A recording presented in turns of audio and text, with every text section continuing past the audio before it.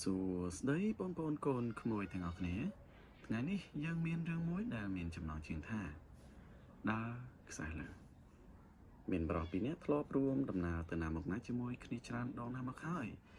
តែទោះជាយ៉ាងណាក៏នៅតែមិនទាន់អាចសន្និដ្ឋានថា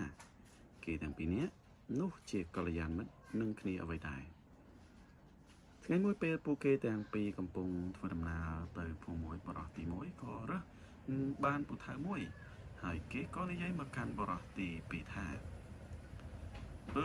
ខ្ញុំរើសបានពូថៅមួយសម្លាញ់ដូច្នេះបរិសទី2ក៏ប្រកាសថាសម្លាញ់ឯងគួរនិយាយថាយើងរើសបានពូថៅទើបវាត្រឹមត្រូវ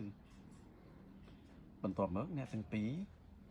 ក៏បន្តដំណើរទៅមុខទៀតក្រោយពីនោះមិនយូរប៉ុន្មានស្រាប់តែមានបរិសម្នាក់មកអះអាងថាពូថៅនោះជារបស់ខ្លួន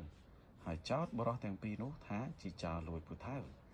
បរិសទី1ក៏លាន់មាត់ទៅកាន់មិត្តរបស់ខ្លួនថាអញសម្លាញ់ស្រីធំហើយយើងភ្លាមនោះបរិសទី2ក៏ប្រកាសថាគុំនិយាយថាយើងអញ្ចឹងវាមិនត្រូវទេឯងគួរតែប្រើពាក្យថាស្រីធំហើយអញ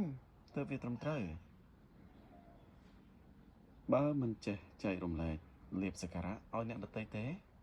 សូមកុំរំពឹងឲ្យគេមកជួយរំលែកទុកពីខ្លួនធ្វើអ្វី Sharing for more